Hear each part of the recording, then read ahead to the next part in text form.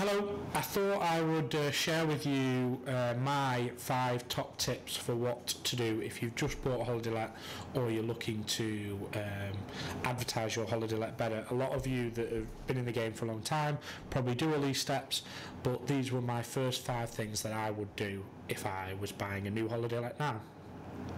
The first thing I would do is look for the domain name surrounding your house name. So a lot of houses, holiday lets, have given themselves a name already. If you don't, and if your name is just 93 London Road, for example, then maybe think about getting a name, because that can help in towards your brand. But I would certainly recommend acquiring the domain name for that house. Now, if you don't have a name for the house already, or you're thinking about changing the name, think about changing it to a name that you can buy the domain name outright for. So we have a house called Plascolwyn. That domain name, plascolwyn.co.uk, was available. If you're just looking at targeting the UK audience, the .co.uk is probably the domain name you want to be going for. There are arguments nowadays that it doesn't matter as much, but I would say it looks professional if you can go with something short and snappy with the .co.uk, if that is where your house is targeting. Obviously, if you're more international, looking at the .com is very important as well. We actually own both .co.uk and .com, and just point the traffic towards the .co.uk username, because that's the one we've chosen to use. So there are different ways you can look at it, but owning that domain would be my first number 1 tip for your house. Tip number 2, let's remember what I wrote as number 2, otherwise we will get out of order. Google Mapping. Now, Google Maps is super important nowadays, so especially in the holiday world where people are finding your house, a lot of people will use Google Maps in order to travel to your property. Now, letting Google know where your house is not just good for getting the people to your house, it's good for your advertising as well, because that will all link round to your SEO for the location that your house is in, and linking up to your website. So you can go to Google My Business, and Google will send you out a little card that says, it will go to the address that you put in, so you'll have to pick it up from the house, and it'll give you a special authentication code that you can then use to attach your account to your house. This is super important. Whenever you Google a house, that Google My Business listing will be on the right hand side, and if you've set that up properly and you have access to it, you have access to the reviews that people leave on Google. Although that isn't the most popular review site, it is still a review site, so you can respond to them reviews. Directions, telephone numbers, email addresses, you can put that all in there, so that's dead important. Photos as well, you can add in the photos of your house into that listing, so that is another very important place to advertise your house. So that is the Google My Business link. Social names. My third tip would be to try and get hold of the social names in as many places as possible. Now, it's almost impossible to post in all these places, but just simply having an account there can sometimes be better than not having an account at all. Now, if it's just an account that you post on once every month, at least you've got that name, and that will help towards your SEO. So maybe a website like Pinterest that you list on, and just start sharing stuff. Now, my best piece of advice is to go to the social media channels that your customers are most likely to be on. So this will depend on where your house is and who you target to where these places are. Now, you've got to think outside the box a little bit and not just go to the places where you go to, although they're naturally going to be the social media channels that you find the easiest to operate. And there is a slight argument to say that if you're on them social media channels, you'll follow trends, you'll share stuff that of interest. So I tend to pick the one that's most important to my customers, and then the one that I use the most. If that's the same platform, then great. Maybe try and add in another platform, but don't spread yourself too thin. So maybe sounds like a little bit of a contradiction, but have them all, try them all, see where you find the best. If you're getting results out of one of them, even if it's not one that you're using or that you didn't think would be popular, dive in on it. Go for it. If that site's Twitter, use that more often. If it's Instagram, if it's Snapchat, wherever it is, use that site if it's working. It may be just a short-term results, but it's results, so dive in on that. So that's number 3, which is the social names and owning the social channels. The fourth one would be my recommendation is to build a website. So you can build websites in 101 different ways. If you're just starting out and you've got no money, you've got to look at places like Wix or GoDaddy, which is a place where you can build a website for free or very cheap, and you can build it yourself. You can build it off templates. Even if it's just one page of a website, that's better than nothing. So if you've got a house and you've got all your social channels, you can then point people to just one page which maybe has pictures of your house and telephone number. That is a start, and it's better than nothing. Growing out from there, there's loads of websites that we'll talk about in more detail in other episodes, but if you Google them, holiday let template websites, so you can just buy a template and away you go for holiday let websites. Then you can push things to more advanced, like we build websites, and you can come to an agency like ourselves or somebody else and ask them to build a bespoke website. We're going to look at creating some templates for holiday lets that you can just buy off the shelf from us and then edit yourself, but we will then also in the meantime be doing bespoke websites. So we're going to find a bit of a balance to hit all price points, but there may be things that you want to do unique to your house that you can come to us or any other website company in order to build that.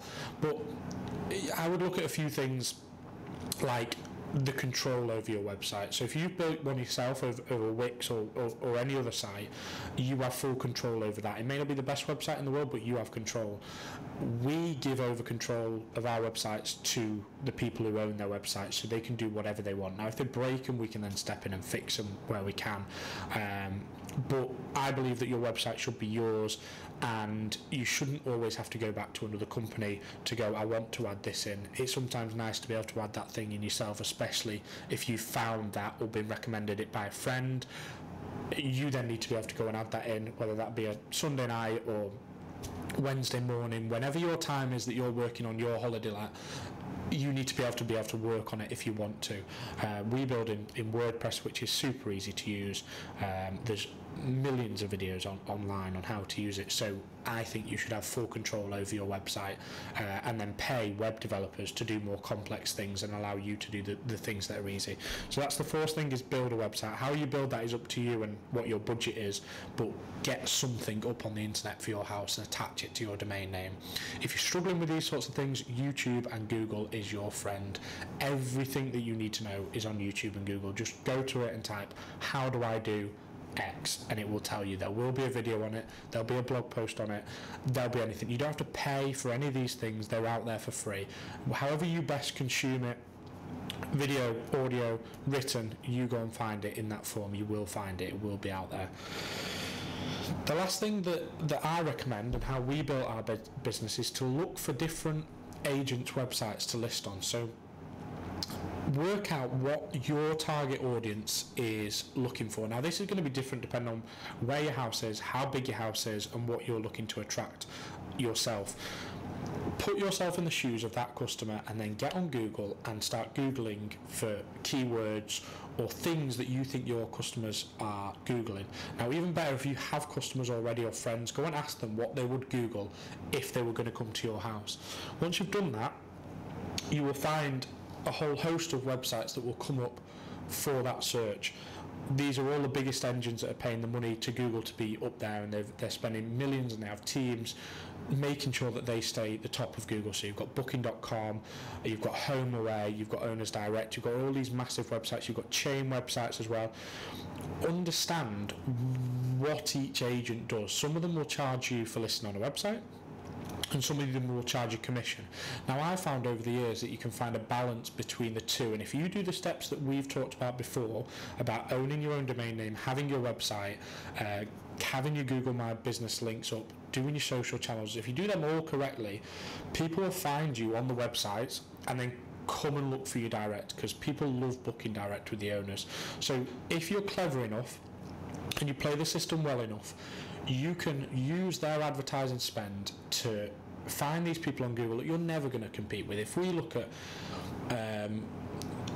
holiday lets in the Lake District, for example, them top 5 listings are going to have teams of people ensuring that they stay at the top for holiday cottages in the Lake District. You're going to have maybe an independent agent that works just in the Lake District, and then you're going to have the national agents that are all competing for that same space. So you with one house and no marketing spend or very little budget, and you just can't compete. You may find that you can go after one niche, which may be, I don't know, fell walking on Snowdon for over 60s, and really get into one small market and then make that your own. That is going to be possible with time and effort.